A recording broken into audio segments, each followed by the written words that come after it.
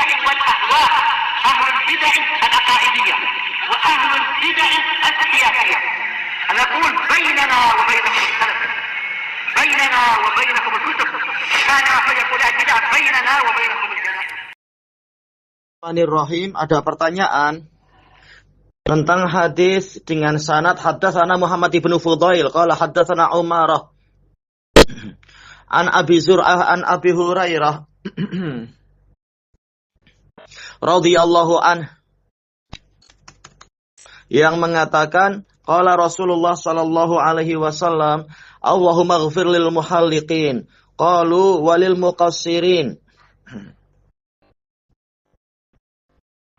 Ya Rasulullah walil muqassirin qala Allahumma ighfir lil muhalliqin qalu ya Rasulullah wal muqassirin qala Allahumma ighfir lil muhalliqin qalu wal muqassirin qala wal muqassirin.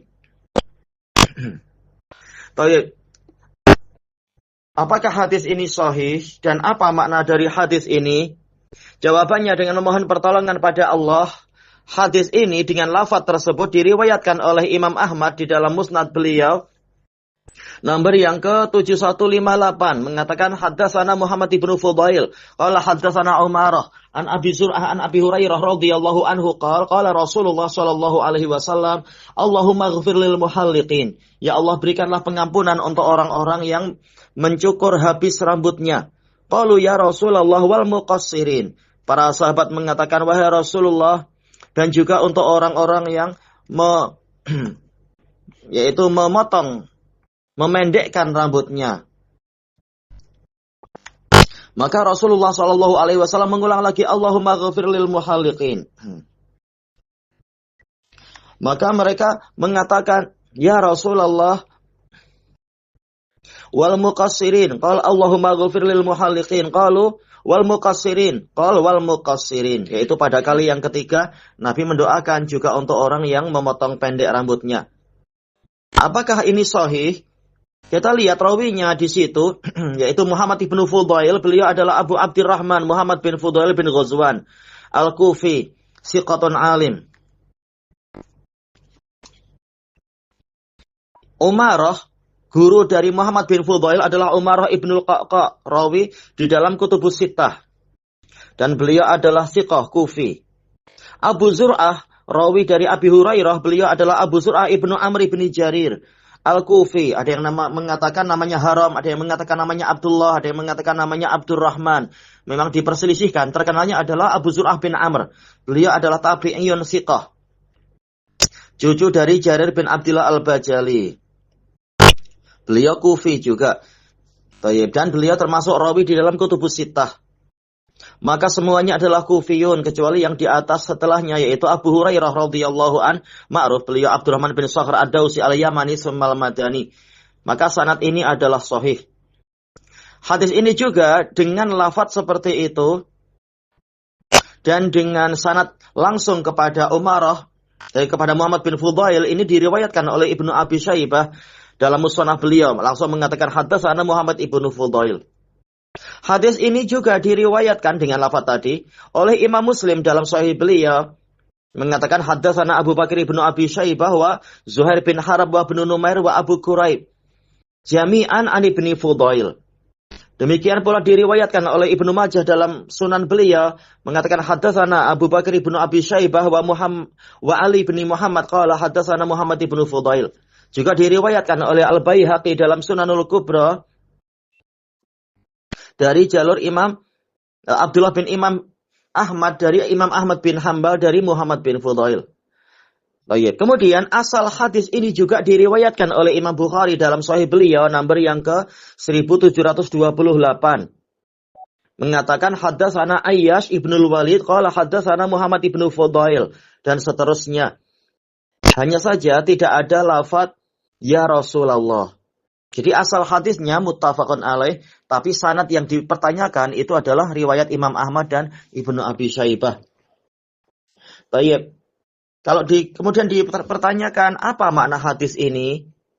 Di dalam hadis ini Rasulullah sallallahu alaihi wasallam mendoakan untuk muhalliqin. Muhalliqin ini dari at-tahliq, ini sighatun mubalaghah dari halqus sya'r. Maksudnya adalah mencukur habis rambut di dalam acara haji atau umrah. Sedangkan muqassirin itu dari taksir, yaitu mengambil ujung-ujung dari rambut tanpa menghabiskannya. Sebagaimana ini dijelaskan oleh Al-Imam Abdurrahim Al-Iraqi dalam Tarhut Tasrib. Dan dalam hadis ini menunjukkan lebih utamanya orang yang mencukur habis rambutnya daripada orang yang memotong pendek dalam masalah tahallul di waktu haji atau umrah. Karena Nabi sampai mendoakan 3 kali untuk orang yang mencukur habis rambutnya, yaitu doa rahmat, doa maghfirah, pengampunan, dalam riwayat yang lain adalah rahmat. Sedangkan untuk yang memotong pendek maka didoakan yaitu 1 kali semata. Dan ini juga sebagaimana yang diriwayatkan oleh Imam Muslim di dalam Sahih beliau nomor yang ke 1303. Mengatakan haddatsana Abu Bakar ibnu Abi Syaibah qala haddatsana Waqi' wa Abu Dawud at-Tayalisi an Syu'bah an Yahya bin al-Hasin an jaddatihi annaha sami'atin nabiyya sallallahu alaihi wasallam fi hajjatil wada. Di waktu haji wada, da'a lil muhalliqina salasan walil muqassirina marrah. Nabi mendoakan kebaikan untuk orang yang mencukur habis rambutnya sebanyak 3 kali. Dan mendoakan kebaikan sebanyak 1 kali untuk orang yang memotong pendek rambutnya. Tayyib. Dalam haji wada, ini untuk riwayat Abu Dawud at-Tayalisi. Adapun Waqi' tidak menyebutkan haji wada, tak masalah insyaallah. Disebutkan oleh Imam As-San'ani rahimahullahu ta'ala dalam Subulus Salam. Hadis ini menjadi dalil tentang disyariatkannya mencukur habis rambut dan juga memotong pendek. Dan menunjukkan bahwasanya mencukur habis rambut itu lebih utama. Kemudian Imam As-San'ani mengatakan ini semua adalah untuk para lelaki. Kemudian masalah ini yaitu diutamakannya mencukur habis rambut dibandingkan dengan memotong pendek. Ini berlaku untuk orang yang berhaji dan untuk orang yang umrah. Adapun untuk orang yang tamattu yaitu umrah dulu baru kemudian di tarikh 8 Hijriah dia melakukan haji, maka Nabi SAW memberikan pilihan antara mencukur habis dan memotong pendek. Sebagaimana dalam riwayat Bukhari dengan lafaz summa yuhalliqu au yuqassiru. Dhahir hadisnya menunjukkan hukumnya setara untuk orang yang berhaji tamattu. Menurut Imam As-San'ani demikian. Sekarang itu dari sisi apa? Hukumnya sama saja. Tetapi wallahu alam dari sisi keutamaan tetap yang lebih utama adalah yaitu ketika umrahnya tentunya adalah memotong pendek. Nanti pada waktu hajinya menghabiskan. Soalnya kalau waktu umrah sudah menghabiskan, maka waktu haji itu jadi masalah. Sebagian ulama mengatakan yang rambutnya sudah habis ya sudah, berarti sekedar menggerakkan memotong di atas kepalanya. Sebagian mengatakan untuk apa menggerakkan, tak ada apa-apanya. Memang ini khilaf. Tapi semuanya sepakat itu sudah sah. Tayyib. Kemudian apa hikmah diutamakannya mencukur habis dibandingkan dengan memotong pendek dalam tahallul? Kecuali dalam pembahasan tamattu tadi ya.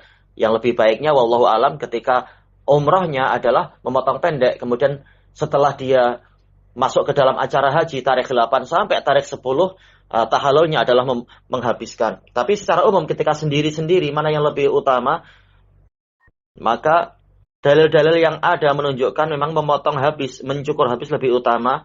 Hikmahnya adalah orang yang mencukur habis rambutnya ini dia tidak punya keraguan di dalam mengikuti syariat dan mencontoh Nabi. Ini sebagaimana yang diriwayatkan oleh Ibnu Abi Syaibah dalam sunan beliau nomor yang ke 3045 mengatakan haddatsana Muhammad ibnu Abdullah bin Numair qala haddatsana Yunus ibnu Bukair qala haddatsana Ibnu Ishaq qala haddatsana Ibnu Abi Najih an Mujahid an Ibni Abbas radhiyallahu anhuma qala qila ya Rasulullah lima dhaharta lil muhalliqina salasan wal muqassirina wahidah.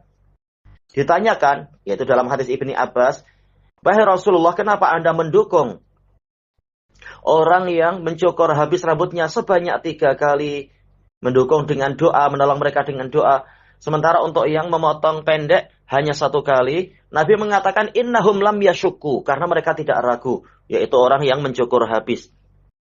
Sanadnya semua rawinya siqat kecuali Muhammad bin Ishaq, beliau shadukun mudallis dan telah terang-terangan mengatakan haddatsana, maka hadisnya menjadi hasan.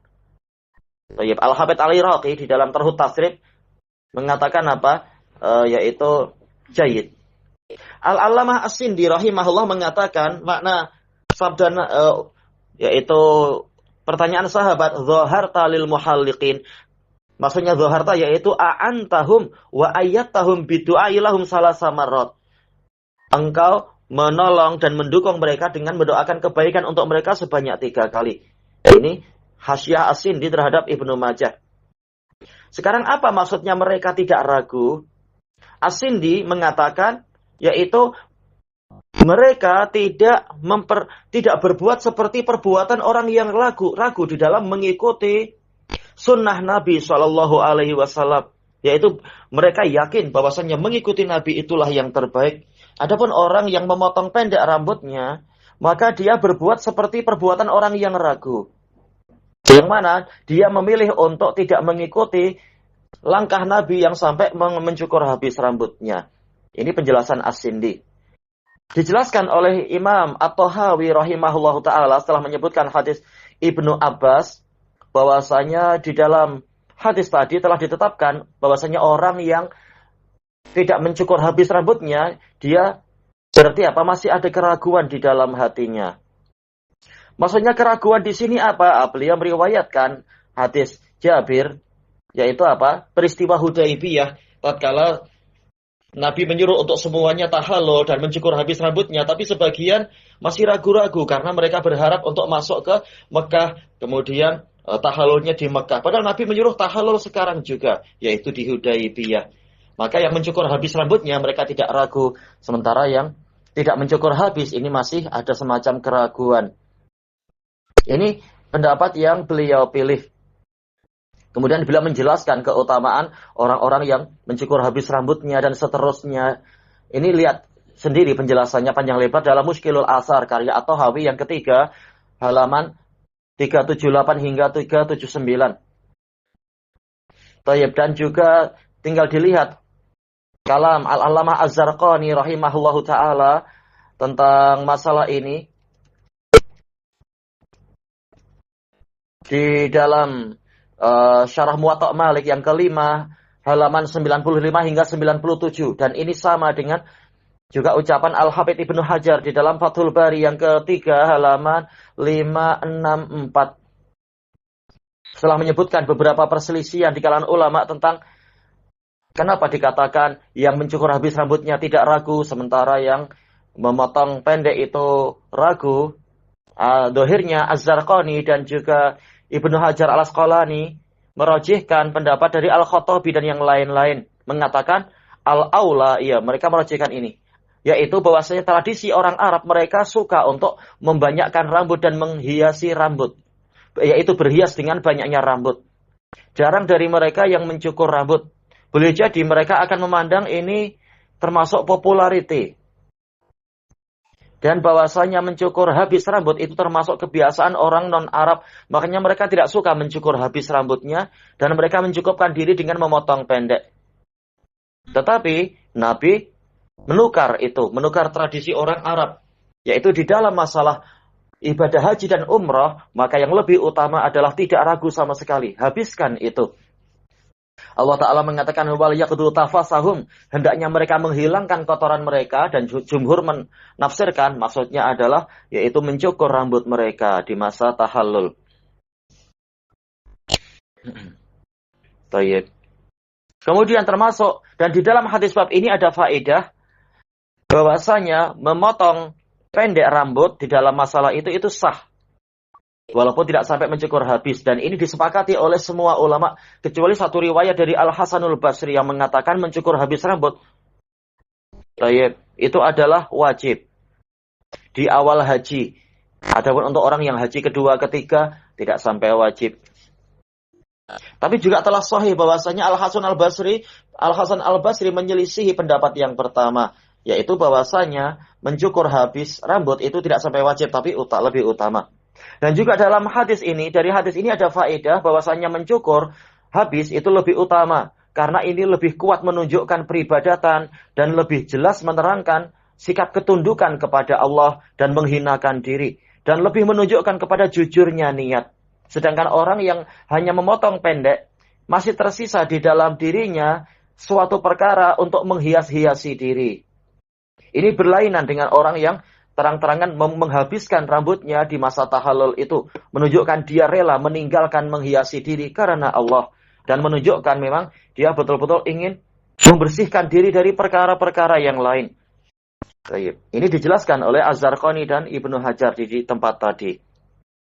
Kemudian Az-Zarqani dan Ibnu Hajar di tempat yang sama menyatakan yang disyariatkan untuk wanita adalah memotong pendek rambut, bukan mencukur.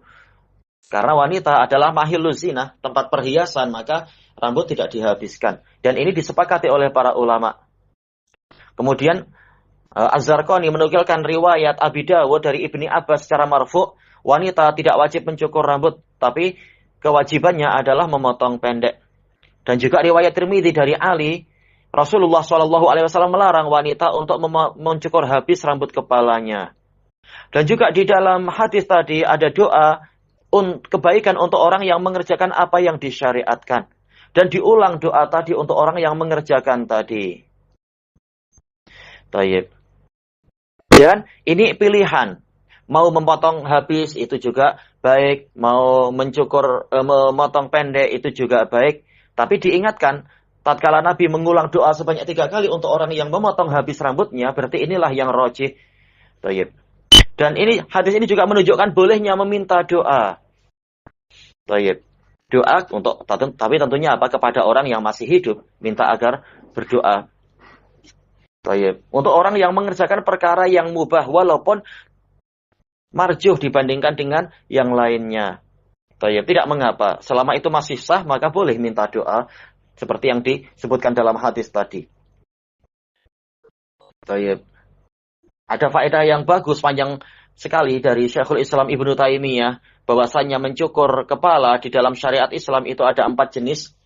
Yang pertama adalah mencukurnya dalam haji dan umrah, dan ini adalah perkara yang disyariatkan dan telah pasti dalam Al-Quran dan Sunnah dan ijma' umat.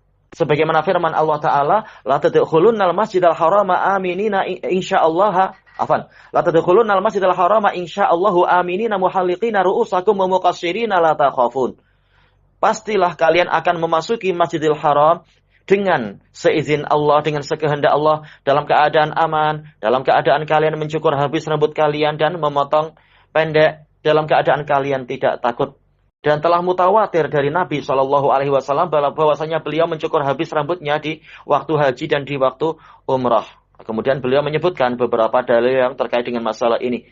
Jenis mencukur rambut yang kedua adalah mencukur karena hajat, seperti untuk pengobatan, dan ini jais, boleh dengan dalil Quran, Sunnah, dan ijma'. Dan Allah Ta'ala telah memberikan keringanan untuk orang yang ihram.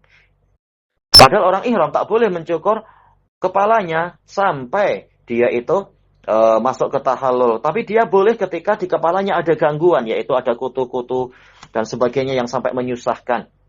Sebagaimana dalam firman Allah Ta'ala, وَلَا تَحْلِقُوا رُؤُوسَكُمْ حَتَّى يَبْلُغَ الْهَدْيُ مَحِلَّهُ فَمَنْ كَانَ مِنْكُمْ مَرِيضًا أَوْ بِهِ أَذًى مِنْ رَأْسِهِ فَفِدْيَةٌ مِنْ صِيَامٍ أَوْ صَدَقَةٍ أَوْ نُسُكٍ.